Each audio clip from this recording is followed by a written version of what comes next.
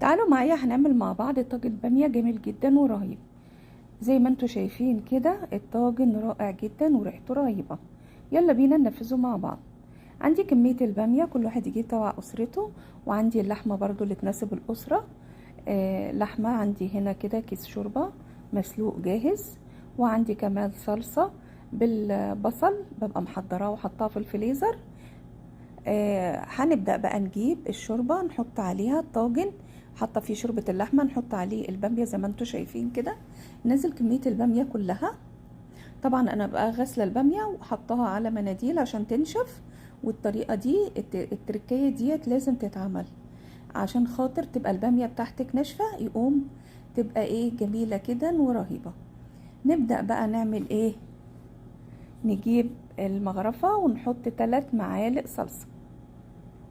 هنحط 3 معالق صلصة كبار.